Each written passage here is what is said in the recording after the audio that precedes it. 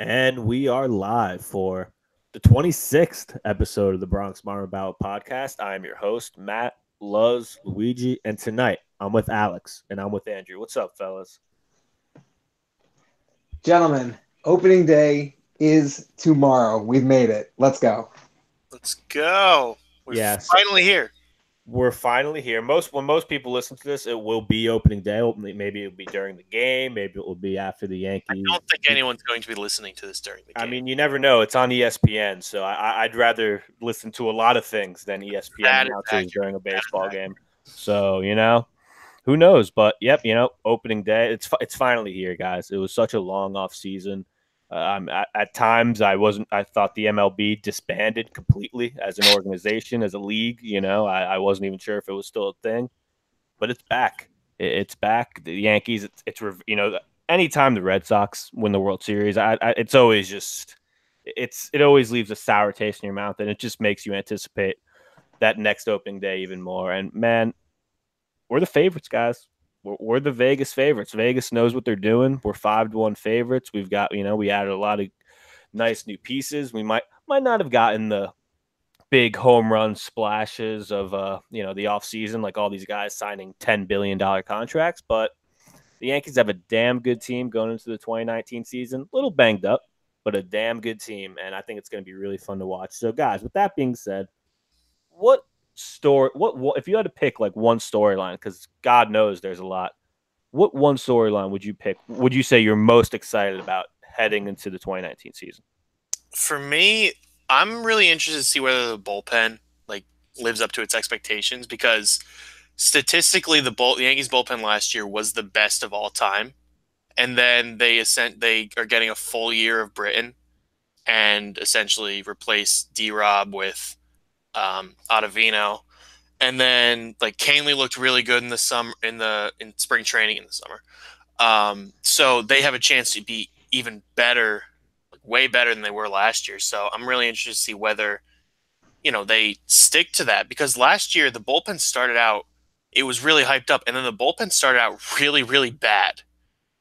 Granted, they had a few bad outings where I know Canely gave up, I want to say 5 runs in the blowout game against the Red Sox earlier in the year, but they did not start off great. So to see how the bullpen does to start off the season is really interesting to me. Yeah, for me, all the talk on the offseason, of course, the big ticket free agents, what's going to happen with Manny Machado, what's going to happen with Bryce Harper. We didn't get either of those guys. I think the biggest name that Yankee fans wanted, and obviously the best fit, was Machado. In the interim, we got Troy Tulowitzki and DJ LeMahieu. And I'm really curious to see how they fill that middle infield void in place of Didi. Also, how Boone is going to use both those guys as late inning defensive replacements for Miguel Andujar. Call me crazy. I'm a big believer in Troy Tulowitzki, in what he's able to do. Do I think he's going to be able to play 140 games? No. I don't even think he's probably going to make it to August before there's some kind of injury issue. But the fire that guy showed in spring training, his first at bat, he hit one down the line, cranked it out. He hit one out in Nationals Park 2 nights ago. He looks like not peak Tulowitzki, going to win an MVP Tulowitzki, but he looks like a really, really good version of himself. And if he could be, halfway the player he was when he was finishing in the top of MVP voting, we got an awesome penny cost shortstop to replace Didi until he gets back. I'm really excited for that. Right. Both very good things to look forward to. But, I'm going to go with the big G, Giancarlo Stanton. Last year, it was a good year, right? Decent year, but, he was really bad with runners in scoring position. He had multiple 5 strikeout games. So that's never ideal. But, you really just have to look at Stanton as a whole and just look at this guy's career. I think he's going to have a big year. I think he's going to have a just massive year.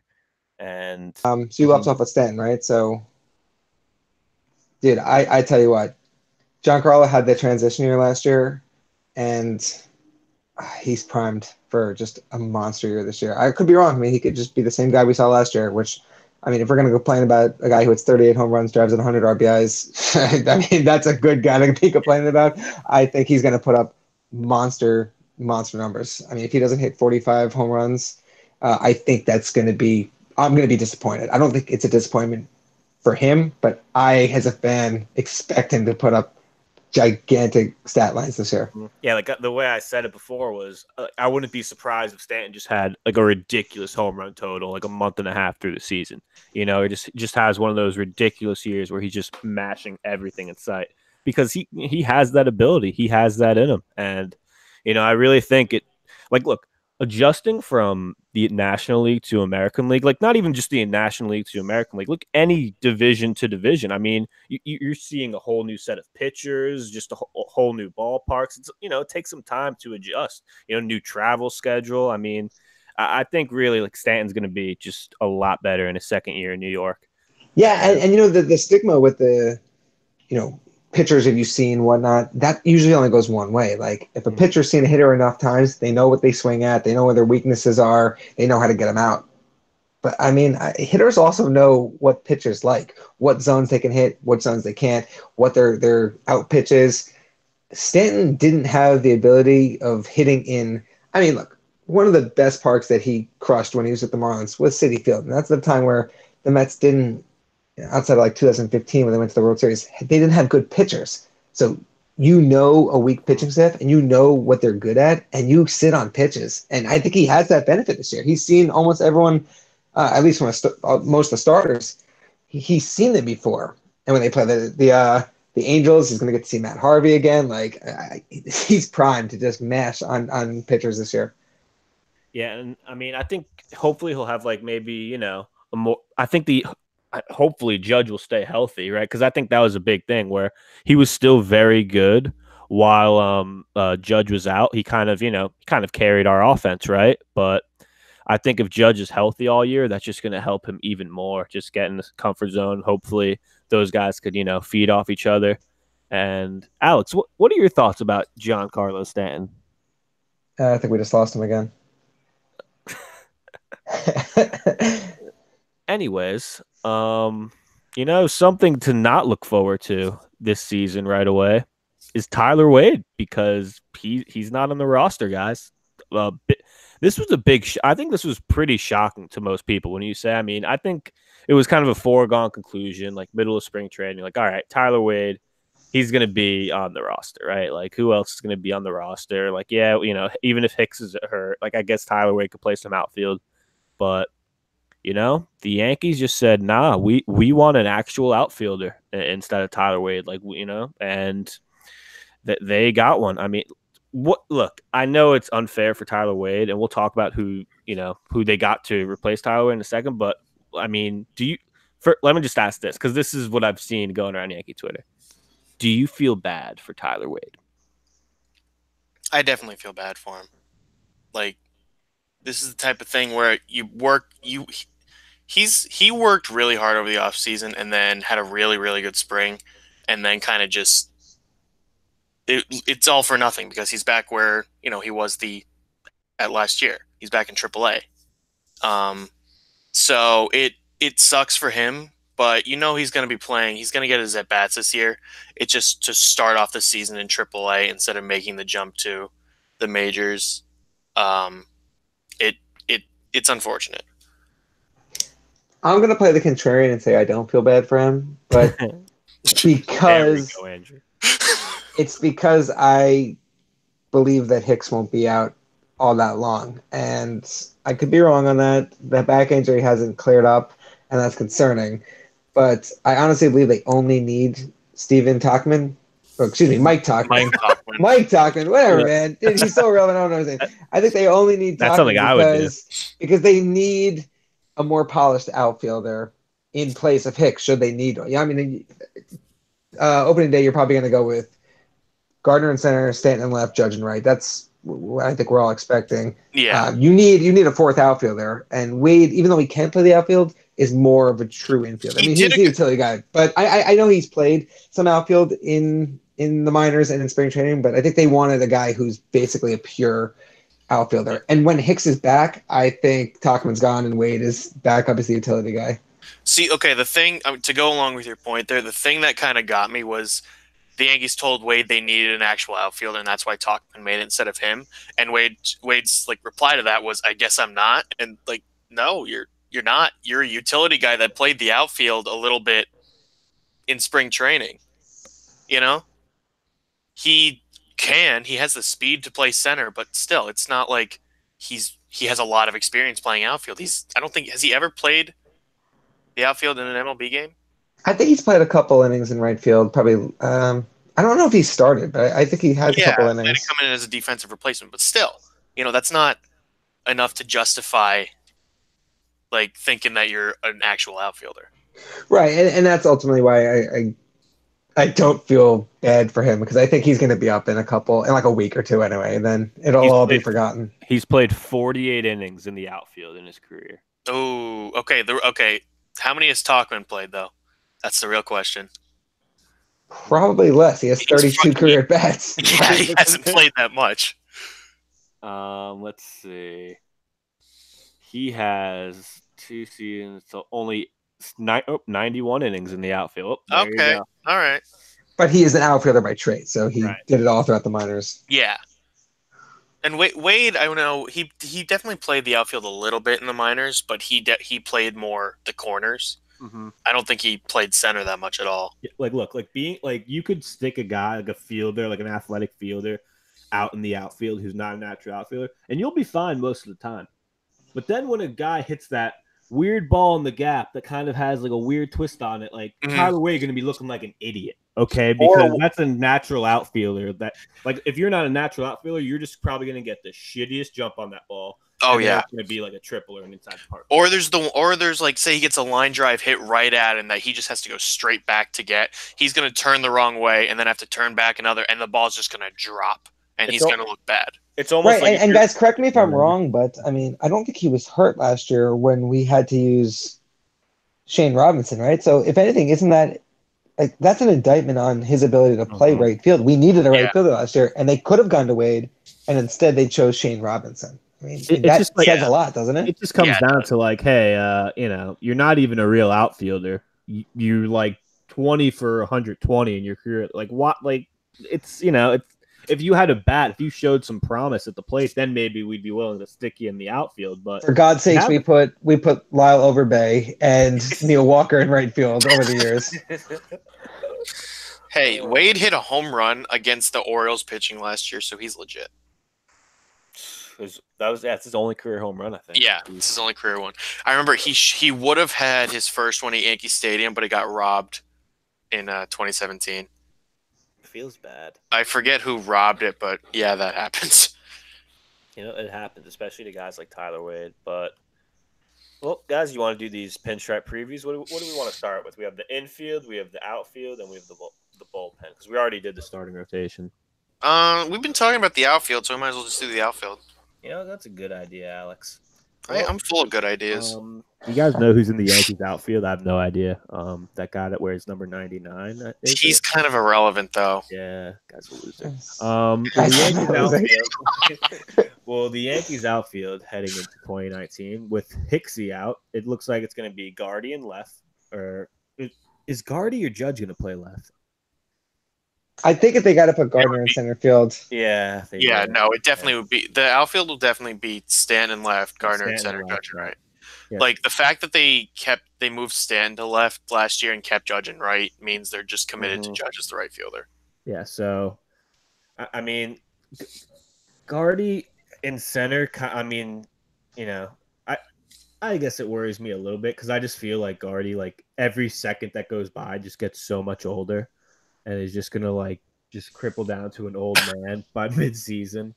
Yeah, but if you ask him, I bet you he said he could play 162 games a year. Oh yeah, obviously. I mean, he'll be saying that when he's like 70 years old. I can still play 150 games out there. But yeah, I mean, the Yankees outfield. I keep saying it. If Judge was out, how long was Judge out for last year? 2 months. Yeah, I mean, he was out for a while last year. I think we forget that.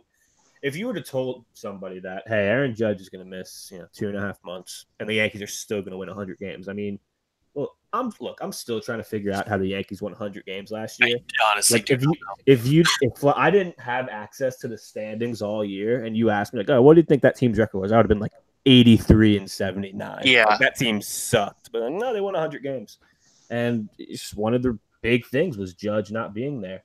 Mhm. But guys, how are we feeling about this outfield headed into the year? I mean, it really is a big, depends on Hicks. He could be out for 5 days. He could be out for 5 months. You just don't know with backs. Backs are so tricky. But yeah, how are we feeling about this outfield going into the season? I think Judge is gonna murder everything. That's I like it. His new approach that he has with 2 strikes, where he doesn't have a stride. I saw a thing of his 6 home runs in spring training. 5 of them were hit with 2 strikes with the no stride approach. So that's pretty good. And I think if he continues that, he is gonna just, he's gonna destroy the ball. He's gonna really have a good year. He just has to stay healthy. Like last year, he was having a really good season, and then he got injured, and that all kind of went to waste because down the stretch the Yankees didn't have him at all. So if he stays healthy this year, I think he's going to have a year closer to 2017 than 2018. Yeah, I think based on what he's shown in spring training that he's ready to return to his 2017 form, with the veteran experience of maybe a little better plate discipline. Obviously, he's not going to do the home run derby, so we don't have to worry about the injury associated with that. I think he had like a pulled muscle in his shoulder when he was really struggling in August of his rookie year. Obviously, the linchpin for the whole outfield is the injury to Hicks. The Yankees have a really, really good backup plan. Most teams lose their starting center fielder, and you're scrambling. I imagine the Angels if Mike Trout gets hurt. It's a completely different ball club. The Yankees can slot in a guy who's been with the team since 2007, I think, was Gardner's rookie year. Like, he's been with the team a long time and has put up good numbers as recently as 2017. I mean, he's not going to play 150 or more games in center field for them, but he can cover for the 2 or 3 weeks that Hicks is going to miss. And we already talked about how we think Stan is primed for just a monster bounce back year. It's not like he had a bad year last year, but I mean, he's ready to take flight this year. Yeah, no, the thing, everyone, I see everyone's like, there's so many people on Twitter that think Stanton had such a bad year last year because, he struck out one time against Kimbrel in the 9th inning of Game 4 of the ALDS. Did do that. He did do that. But he hit 38 home runs, 108 RBIs, hit what, like 260 something. Mm-hmm. That's a good year. He was just so bad with runners on base, like runners in scoring position though. Like I think his batting average with runners in scoring was like 215. Like it was really bad.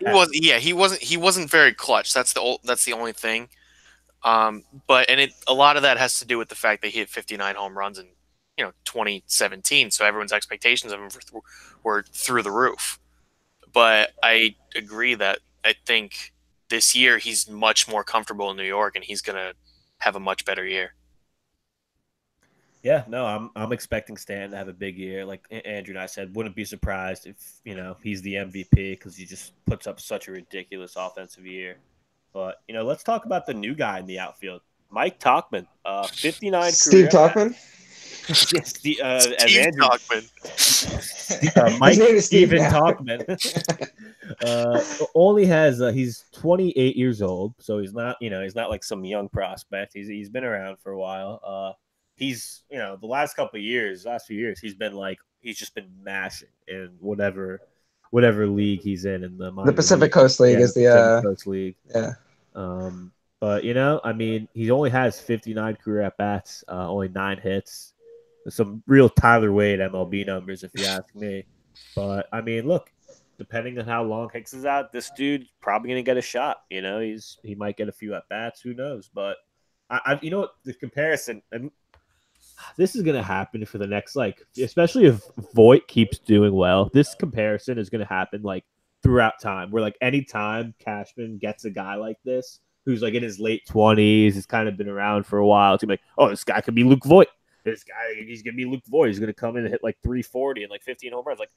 Every guy's not going to be Luke Voit, You would think that we as fans would have learned with Brandon Drury last year. Yeah. That not every guy that Yeah. Cashman pulls up the scrap heap turns into a stud like Didi. Not every single person that plays baseball is an absolute stud.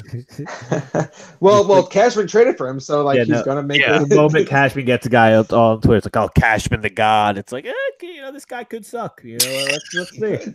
It's very possible. A lot of. I've seen a lot of guys on the Yankees suck. So but yeah, the outfield. It really It's all about Judge and Stanton. We'll also be interested to see how much left field Stanton plays this year. Obviously, it has to do a lot with who's injured, right? If the outfield's mostly healthy, he'll be playing a lot of DH. But if Hicks misses a lot of time, and if Judge is hurt again, he's gonna have to play some outfield. Well, guys, there's two other names mentioned in the pinstripe preview we're talking about for left field that haven't been the topic of conversation on our pods in weeks. The Yankees have a recovering Jacoby Ellsbury, confirmed not dead, by the way. There have been photos of him alive at spring training, so he's not dead. And obviously, they just demoted Clint Frazier just so he can get regular at-bats. If he's on the 25-man roster, he's going to play once or twice a week, and that's not good for his development after missing a full year. I think those guys are going to play some form of role this year as well. Obviously, Frazier way more than Ellsbury.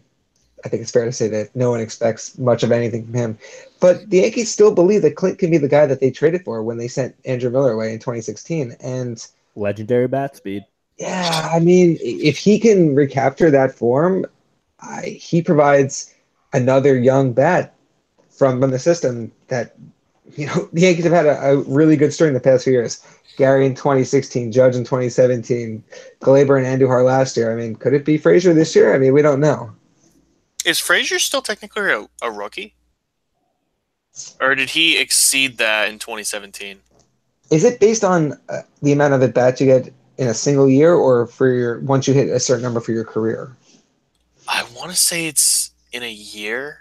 Because I don't know. He didn't play much of anything last year, except that one game that he whipped on the pop fly in Detroit, and Luigi lost his mind. Look, I lost my mind a lot of times last year. Okay, that's not wrong.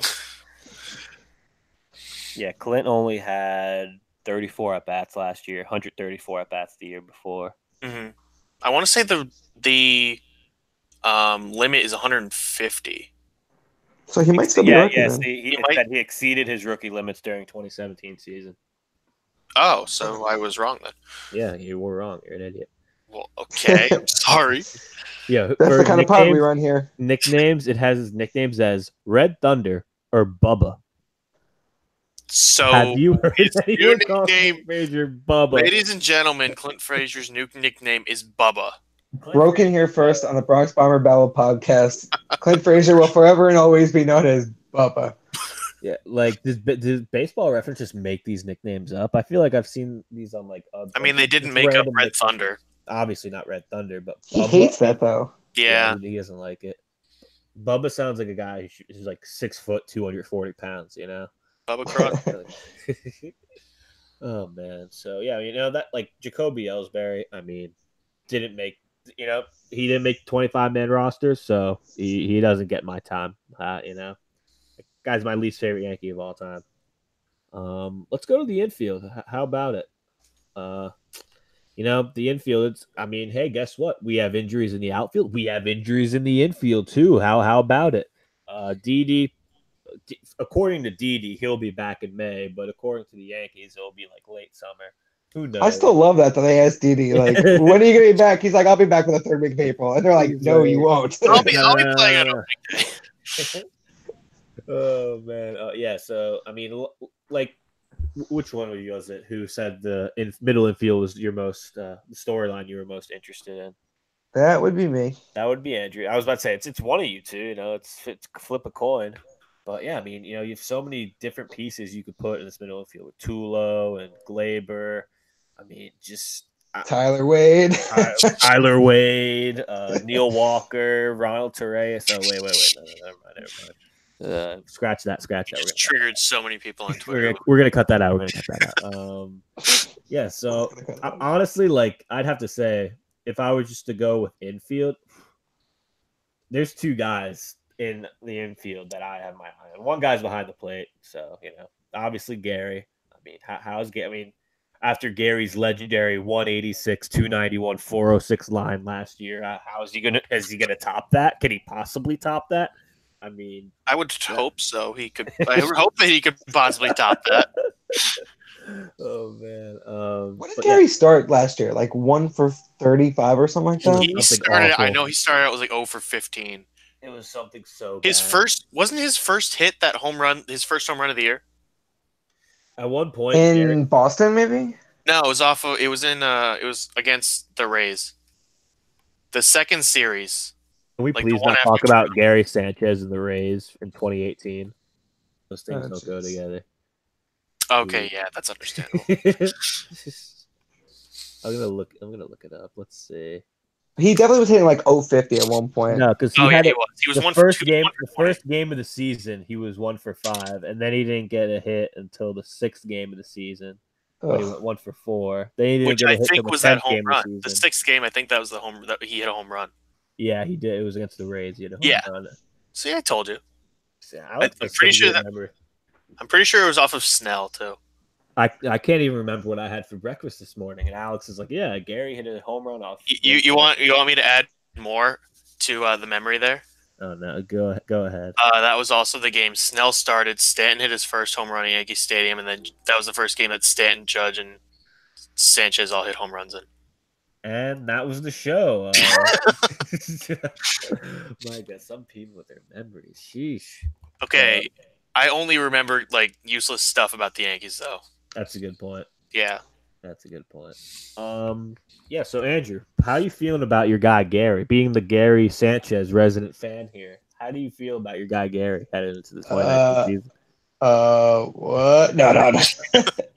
We're not doing that again. No, I mean, I know I famously said on this podcast last year that Gary was going to get out-homered by Greg Bird. I would say infamously, not infamously. Yeah. That was one of the jeez. And they both had brutal seasons, but I mean, there's no way Gary can't be better than he was last year, right? I mean, I don't know, man. I mean, especially if you get Judge and Stanton getting on a roll in front of him, like there's no breaks in that lineup. He's gonna have to see some pitches. He's gonna be hitting what, cleanup as of right now? I think that's what they I'm pretty sure Boone said Voit is the cleanup hitter. Ooh, okay, I like that. No, man, we've seen what Gary can do when he came up in 2016, and then also all throughout 2017. I mean, this guy has so much talent, and last year, do we want to chalk up to injuries? Do we want to chalk it up to quote unquote not sophomore slump because it was technically his third year? I don't know. He's gonna have a better year. I mean, there's no way he can't. Man, it's a shame because him being so bad offensively last year, like I thought he actually made like some strides behind the plate last year. Like I thought he was actually better behind the plate, but it was just so you just couldn't even focus on that because he was so bad offensively. It was Bro, how can you tell me that he made strides behind the plate? He led the league in pass balls and missed 2 months of the year. I mean, I thought he made strides behind the plate last year. I didn't say he was good. I didn't say he was a good catcher. He was better than he was in 2017. Like I thought I'm like, okay, I see like some signs of improvement. Okay, like I see him becoming. He's still a good pitch framer, and obviously he's got that great cannon of an arm, but I think that's about it. He's bad at blocking, but he's decent at everything else, pretty much. Look, I saw some improvement from Gary Sanchez behind the plate last year. Hopefully he continues that, right? Because my heart can't take Gary Sanchez behind the plate doing his usual shenanigans. I don't think Andrew's blood pressure can take that either. No, I think it's the first time we've ever said the word shenanigans on this podcast. That's a weird thing to know. Yeah. Let me check with the BBB stat guy. We have an archive guy. Don't worry. Another guy, obviously we were talking about him earlier, Tulo and DJ LeMahieu. Both guys who could be very interesting pieces in this infield. Tulo got to wrap that guy in plastic wrap. I couldn't even think of what I was gonna say there. Bubble wrap. Hi. Bubble wrap, guys. Luigi I see. I don't know, man. I can't even come up with a good burn. Cut this out. Oh, jeez. This pod's falling apart. Oh man. So Tulowitzki. I mean, I think I had an over under. Like, how do we think he's gonna play most of the year? Is he gonna stay healthy? But I think the guy we forgot, DJ LeMahieu, may be like the unsung hero of the Yankees in 2019. I mean, he may just be like sneaky, a guy that's there all year. Boone said how many games did Boone say he was going to say? Like 145? Yeah, like it's like it's okay. That's a lot of damn games. Yeah. So, but I think they're basically going to use him as a form of just resting everyone and like getting Andujar out of the game in order to, like get better defense in at third. So I don't think he's going to be playing 140 games or whatever. He's not going to start. Yeah, he's not going to start 140 games. He's going to come in as a defensive replacement a lot. What if he's like, he's going to play 140 games? He's going to be a defensive replacement 135 games for Andujar. That's what we meant the whole time. But obviously the big storyline with the infield. And this is why I don't know if we should take Boone's word, because Boone said early in March that like, oh yeah, there's no way Bird and Voit are both going to be, one of them's going to be in AAA to start the year. And breaking news, both of them are going to be in the opening day lineup. Okay, Boone also didn't know that Hicks would die, so I mean, look, screw Boone, okay, Alex? We're getting Boone here, okay? No, I'm kidding. Hey, I'm defending him because of your irrational hatred for him. I'm kidding. Season hasn't started yet, and we've already got Screw Boons on the podcast. We've already got Luigi triggered over Boone. Fourth inning tomorrow. It's like a 3-2 game. Like, take Tanaka out already. What are you doing, Boone? Oh man! And then he takes Tanaka out, puts in Tarpley, and Luigi loses his mind. He leaves Tarpley, gives up like a home run to every hitter in the lineup, and Boone just still has him in there. Like, fans are throwing things on the field. He's just like, yeah. Well, Andrew will be one of them. Oh, jeez. Andrew is on the field. If you guys see someone run into the Yankees dugout with a sharpened toothbrush tomorrow, it's me. Why a sharpened toothbrush? Because that's what they use for shivs in prison, man. Come on. Well, do you have experience with that? Prison Mike over here. Like the biggest storyline in the infield is obviously Bird versus Voit, right? I mean, that was the big thing, and I mean, it's going to be interesting to see, as guys start getting healthy. Is one of those guys going to get the boot? Who knows? But I mean, look, I just know what Greg Bird's going to do tomorrow. He's going to go like 4 for 5 with like 8 RBIs, 2 homers, and we're going to be like, look at this Bird. Like, look at this guy. And then, we're going to check back in like late April, and he's like, wow. He has 4 hits and 8 RBIs. He only has 2 home runs. Shit. Like, he's 180, 2 home runs and 8 RBIs. Wow. But no, I mean, look, man, that's another thing, man. Luke Voit, that 333, 405, 689 slash line last year, pretty damn impressive. Like, he kind of forgot how damn good he was down the stretch. I'm not saying like, can he keep that up? Because if he keeps that up, then he's going to be an all-star every year. But I mean, I don't know. Like, for a guy that came out of nowhere and then all of a sudden was just one of the hitters in the middle of our lineup, it's going to be interesting to see if he could keep that up next to guys like, and I think it will help a lot that he's, hitting with guys like Judge and Stanton and Glaber. But yeah, I mean, just Luke Voit and Bird in the lineup, I think it could really work. What do you guys think? I want to say it could, but having them both in the lineup at the same time it's difficult because that means one of them has to be DH. Which means Andujar has to be at third, and then Stan has to be in left field. Mm-hmm. So I don't think there's going to be a lot of games where they're both in the lineup. And I remember seeing a thing saying Boone said that DJ is going to be DH or first base against lefties, which I don't know if that's true, but that would be an odd decision.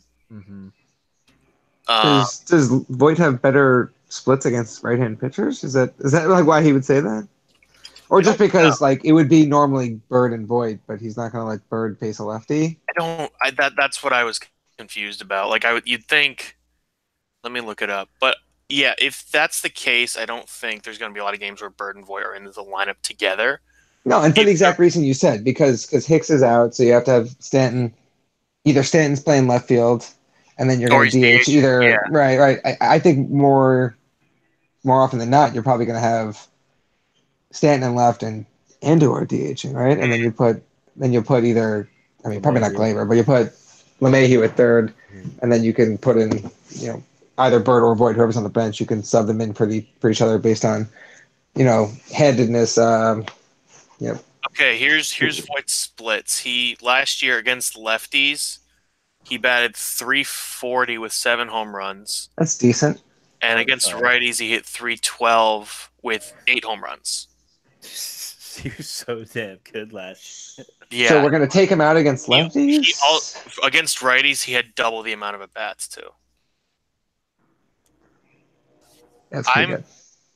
Yeah. Let me. I don't see. I saw that on Twitter. I'm not sure if it's 100% true.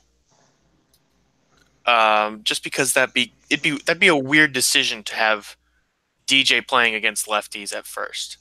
When Bird and Voit are going to be both on the roster, and Bird against righties last year hit .192 with 8 home runs. Oof. And against lefties, he hit .224 with 3, so it's not like that's much of a difference. And he had about 4 times the at-bat against right-handers than he did left-handers. Mm-hmm.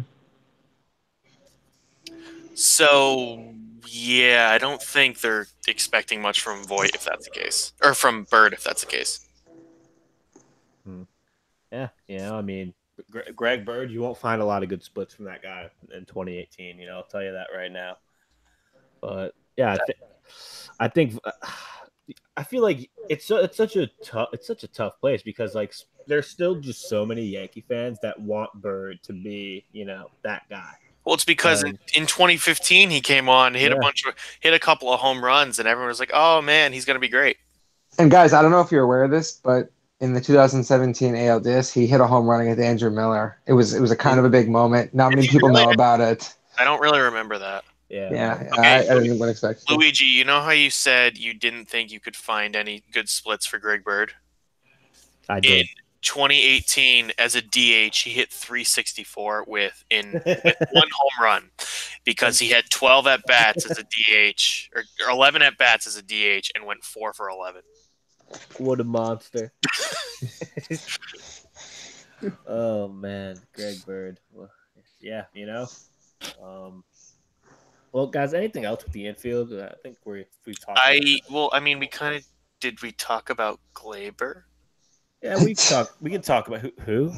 We can talk about Glaber. The guy that's a week younger than I am and makes me feel really old. So something to talk about with Glaber because he never his power. Like he ended up hitting more than 20 home runs last year, right? Because he 24, he never really showed like that. He had that power in the minors, So do we think he's going to continue that? Like, I'm not saying, do we think he's going to hit even more home runs, but like, is he going to still remain in that, that 20, 25, right? I would think so. He's hit a decent amount of home runs in spring training so far. Yeah. And like he could have hit more last year, but he was on the DL for a while. Mm-hmm. So yeah, I honestly think he's going to be a guy who hits 25 home runs, 40 doubles annually. Well, and the thing in Glaber's scouting report, when he was coming up, was that there's no like skill he has that just stands out as really over the top. He's just really good at everything. Mm-hmm. So I think even if he hits 20, 25 home runs, he's going to make up for that and having like a 290, 300 average. And as opposed to a guy like who I think he kind of profiles similar to is a guy like Javi Baez on the Cubs who had a huge power outbreak last year, but you don't really know what you're going to get from him year to year. Yeah. I think we'll have like maybe Glaber will have like a couple years where he's in like the 30s, but in his prime he will. But I mean, people forget Glaber's still only 22. Yeah, and I mean he had just such a good solid rookie year last year. 271, 340 OBP, 480 slug. 24 homers, 77 runs batted in. I mean, he was just so solid. And he missed really a lot of time, too, on the DL. And when he was playing through the injury, that's kind of why his batting average tanked. He was not good when he was playing through the injury. He played in 123 games, 431 at bats. Yeah, I mean Glaber. I mean, finished third in Rookie of the Year voting behind Andujar and Otani. Still can't believe they gave Otani the Rookie of the Year. But anyways, Don't get us started on that. Yeah. So, oh man, I can't wait to hear John Sterling say it's Glaber Day. Oh man, that's one of the better Sterling calls, if I say so myself. All right. Well, we want to move to the bullpen. Let's do it. How's the bullpen looking this year? We bullpen looking all right, guys. I think it'll be okay. Yeah, I mean, look, man, the Yankees bullpen is. I mean, if the Yankees had the best bullpen last year, and I mean, spoiler alert, I think they're gonna have the best bullpen this year. I mean, when you have guys like Zach Britton and Ottavino, Chappie, Green, I mean, it's just insane. I mean, that's not even including guys like, remember, Jonathan Holder showed some good signs last year, not against the Red Sox in Fenway that one game, but it was pretty good for most of the year last year. It kind of surprised a lot of people. Tommy Kahnle, another guy in 2017. The Yankees' best relievers last year, and people don't realize that. Yeah, he was. He really was. I mean, his stats just got kind of spiked from that one. Like when you give up like 5-6 runs in less than an inning, but is going to go up. He had a streak where what was the streak? It was like 27 straight innings without giving up a run. Mm-hmm. Yeah, and I think if you extend it further, it was the game after. Well, he got demoted the day after he gave up that grand slam, that extra inning game against the Orioles in April. He got demoted, and when he got recalled between then and the game in Fenway that Luigi just referenced, that time in between, he had like a sub-2 ERA and like a whip of like 0.85. Mm-hmm. Andrew, you're pretty familiar with the game where he gave up the grand slam and extras. Oh, God, why are we doing this? And it should have been 2, because remember, Caleb Joseph was robbed by Judge an inning earlier. That was also a folder. That was one of the more brutal games. Yeah, so obviously no more D-Rob. D-Rob's no longer with us. But, I mean, when you replace he didn't die, man. He's on the Phillies. Look, when you go to the Phillies, you're dead to me, okay? That's all I got to say. But, no, Adam. I mean, look, when you replace D-Rob with Adam Ottavino, man, I can't wait to watch me some Adam Ottavino, man. Number 0. That's going to take me some time getting used to. You guys know why Tyler Wade didn't make the opening day roster? It's because he struck out against Adam Ottavino twice at one time. It was like, Adam Ottavino strikes out 4 hitters in a scrimmage. It's like Tyler Wade twice. I'm like, all right, that doesn't count. Like, come on. Oh man, a surprising, a bit of a surprise guy who made who's 13th pitcher, Stephen Tarpley. So congrats to Stephen Tarpley. Nice young pitcher. Hopefully he gets some good times this year for the Yanks. A guy I'm interested in is Tommy Kahnle because kind of lost his velocity last year. It was kind of not the best year for him. Took him a long time to get back, but I mean, man, in 2017, he was one of our best relievers when we got him. I mean, he was great for the White Sox too. He was great that year. So what are we expecting from Kahnle this year? So wait, so Kahnle's officially on the roster? Mm-hmm. Man, I've been a big Kahnle supporter since we acquired him in 2017. I still have to see him go out there and prove that he can dominate again like he did in 2017. His velocity's up this spring, which is good, but I don't think the results are exactly where they need to be yet. So maybe it just takes a couple more innings to work out the kinks. But man, if he can get back to where he was, then you're talking about Chapman and then 4 setup men in front of him. Like that's just so nasty. Yeah. He actually he only threw. He was in 24 games in 2018 at a 6.56 ERA. Only threw 23 innings. When the season before for the White Sox and Yankees combined, he was through 63 innings. So yeah, I mean, you just hope he could get back. It's funny. What do you call it? In spring training? He was decent through 8 innings, 8 hits, 4 runs, 3 earned. But yeah, I can't stop looking at anytime I look at the list of the names in this bullpen, I just start salivating. I mean, I think the guy that at least I always forget about because I'm always looking. We re-signed Britton, we got Ottavina, Chappie's back, but I mean, Chad Green's kind of just like that, Mr. Do Everything, Mr. Be in almost every game. I mean, Chad Green's just such an important part of this bullpen, and I don't know. Like, I'm interested to see. Like, obviously, Betances is going to be on the injured list to start the year, but like with him being out, like who's going to kind of take that eighth inning role? Are they going to put Ottavino in? Is it going to be Green? Like, are they going to make Britton? I don't know. It's going to be very interesting to see how Boone manages that bullpen, especially with Betances out. I don't know. I mean, you would think that it would be Britton just because he's the guy who has the most closer experience outside of Chapman. But do they want to use their two lefties back to back? I mean, I guess Tarpley's in theory a third lefty, but I'd like to see it be Adam Ottavino. I think he has the nastiest stuff, and in a pinch, that may actually work against him in the eighth inning, though, just because if you get in a spot in the sixth or seventh inning where you absolutely need a strikeout, of course, there's the 3 batter minimum rule this year, so he'd have to either finish an inning or pitch to at least 3 batters. But I mean, if you need a strikeout, he's the guy you're going to call upon. So that may keep him out of the eighth inning. I'd like to see him there, though. I think that'd be fun. Yeah, like that's the thing though. It's like just having 2 lefties back to back is just. I feel like maybe if Betances isn't out that long, they might just say like, all right, we're not going to put a guy in the eighth inning role. We're just going to take it game by game. If 2 lefties and a righty are coming up in the eighth inning, like we're not going to put in Britton. We're going to put in someone else.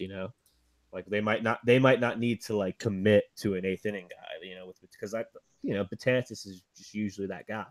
So I don't know, Alex. Who do you think is going to be the eighth inning guy without Betances? With Betances gone. Betances gone. I'm gonna say Britton. I'm either if they have one specific guy, I'm gonna say Britton. But I think it's probably more likely they just have, whoever is ready for that day. Mm-hmm. Like it's more of a rotating thing. Like it could be Ottavino, it could be Britton, it could be, Canely, whoever like has been pitching well, whoever like is ready, is rested, something like that. I mean, Luis Cessa is an option. You totally just disregarded him. Oh, you know what? Andrew, Okay. Andrew, I didn't say Cessa because I figured he's going to be the closer, okay?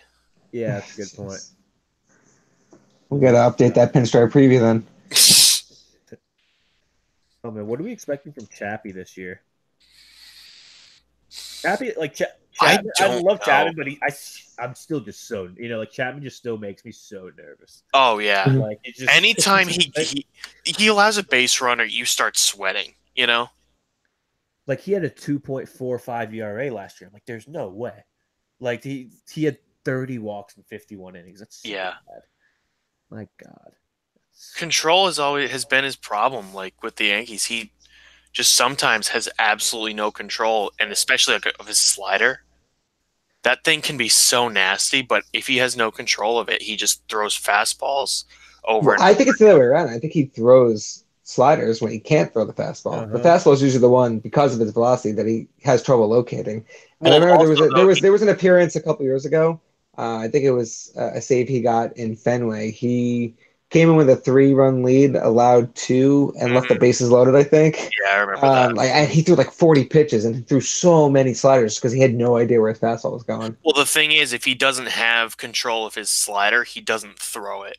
So then he just throws fastballs, and that's it.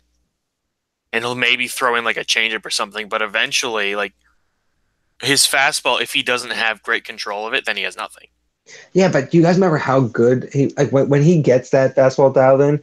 Like, do you remember when he was humming 2-seamers last year? Like, I think it was that game. Yeah. That big comeback against Houston, the last game in Houston.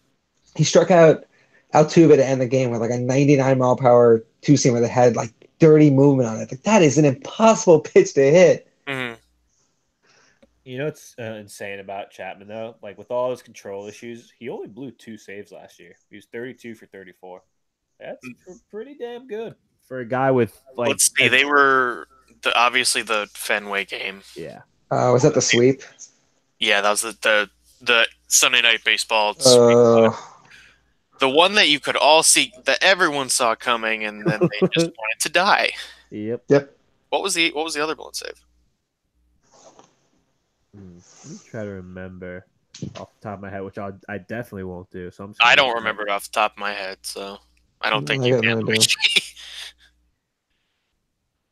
Oh, you're saying you got a better brain than him, Alex? That's a little I'm cocky. saying I have a better memory than him because he can't remember what he had for breakfast this morning. It's a good point. It's got a really good point.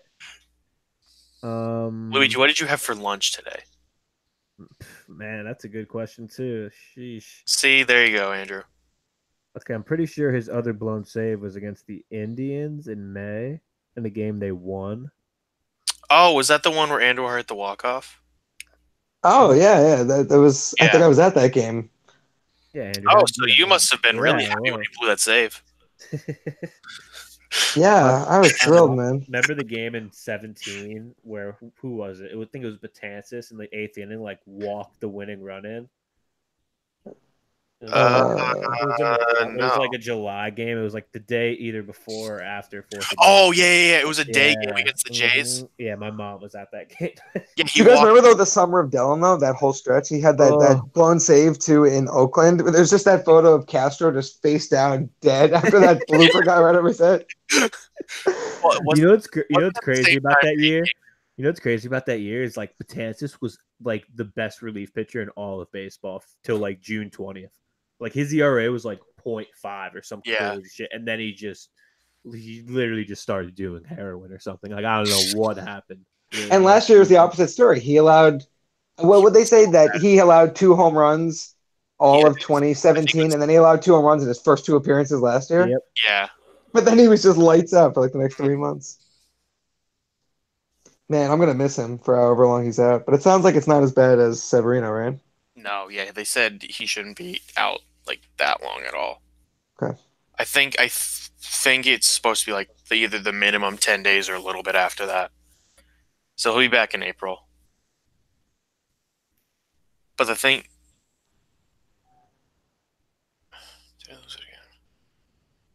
You there? Did you wait, no. Alex? Oh, he's here. Am I here?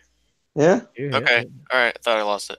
No, the thing with Dellin is like he's not like the most important part of the bullpen because the Yankees have such a deep bullpen. So his injury, it's not the end of the world.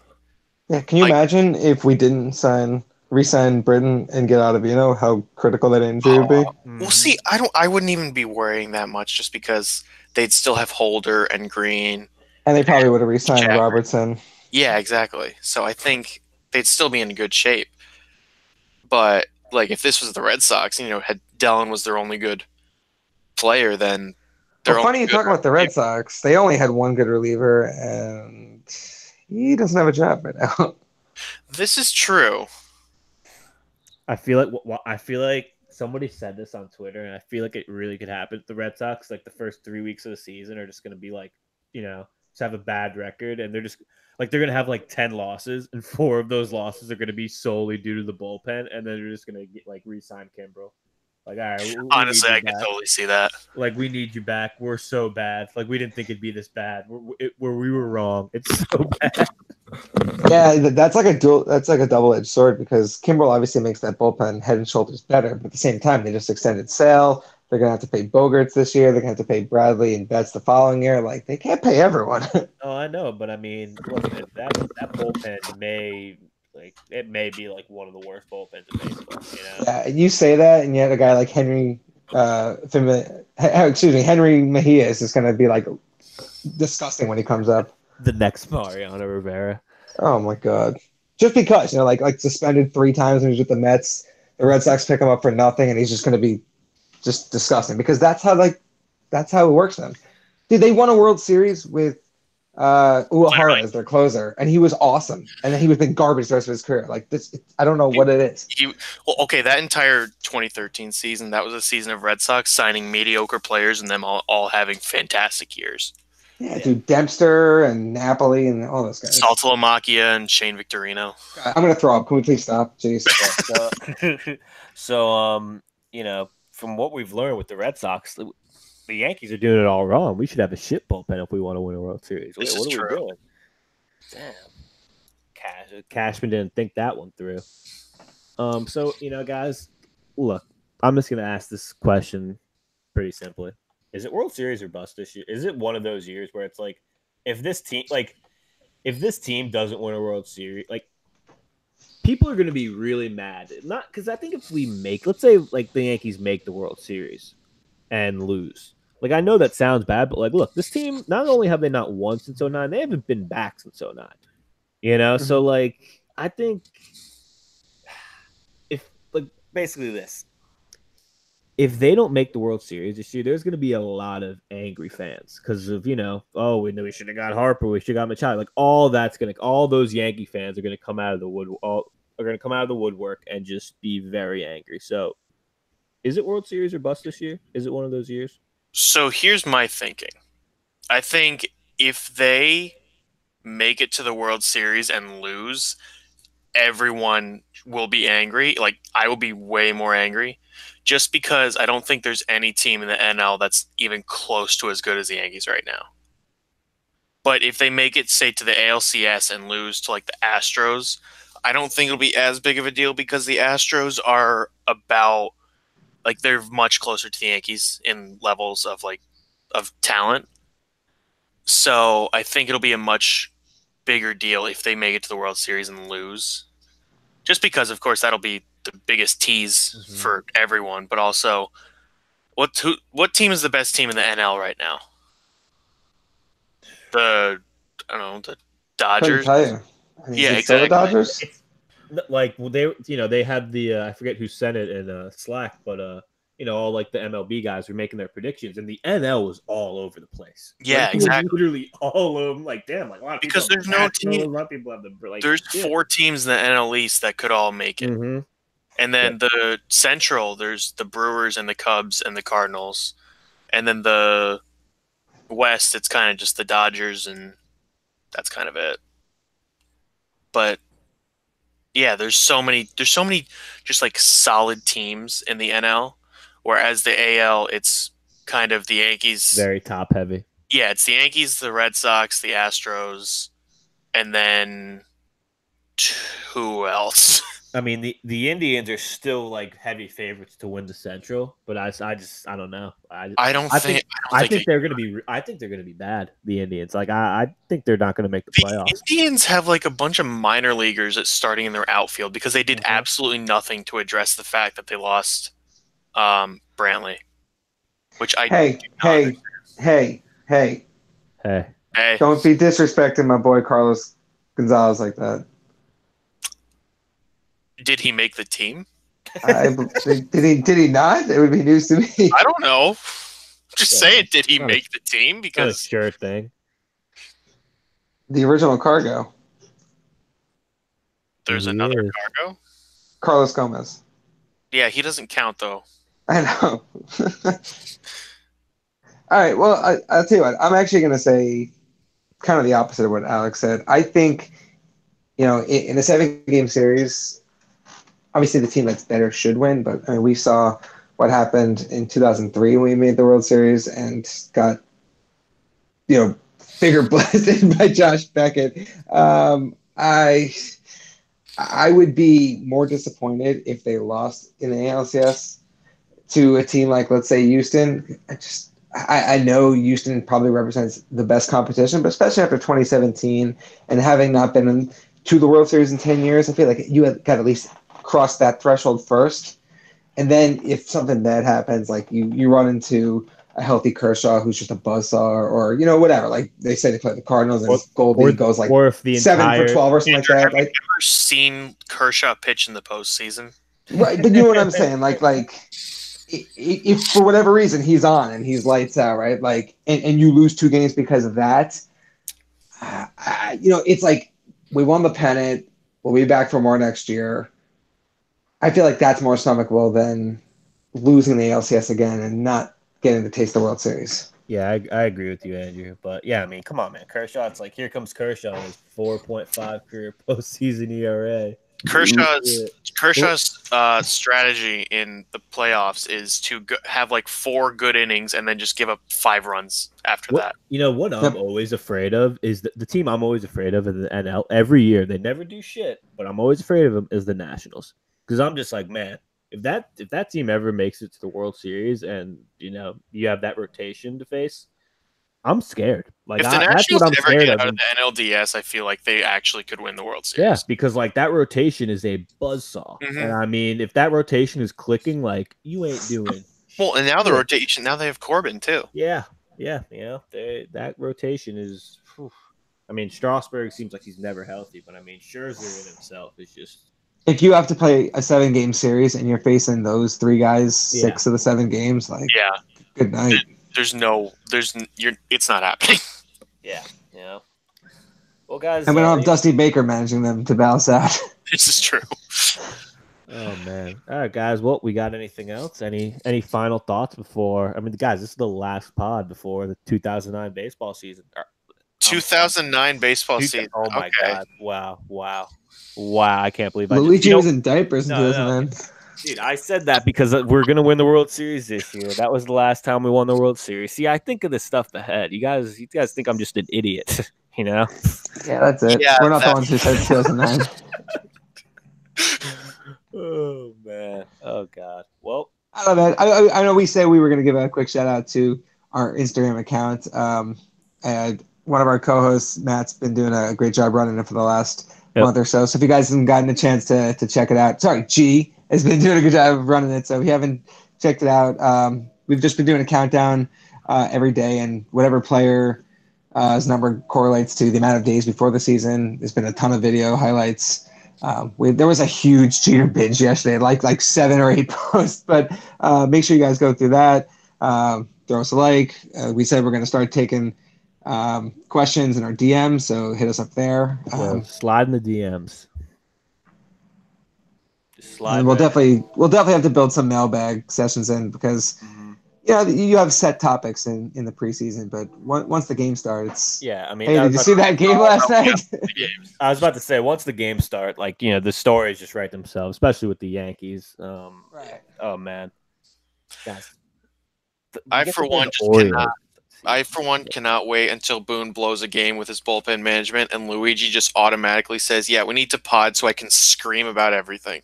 Oh no! Well, honestly, like the moment Boone messes up, like I'll be live already. All right, and we're live during the 8th inning of Yankees versus Orioles, game number 2 of one. Can we get like a Stephen A. quality rant from you, like within like the first 2 minutes, just like 17 F-bombs, just like, this guy sucks, get him the hell off this team, like just. That's I mean, I hope we don't get there, because that means we've lost like 7 out of 10 games. But I mean, if that happens, man. You owe us a Stephen A. quality rant. Hey, I'm ready for anything with this Yankee season. The 2009 Yankee season, right? That's what the year we were in. Oh, right? yeah.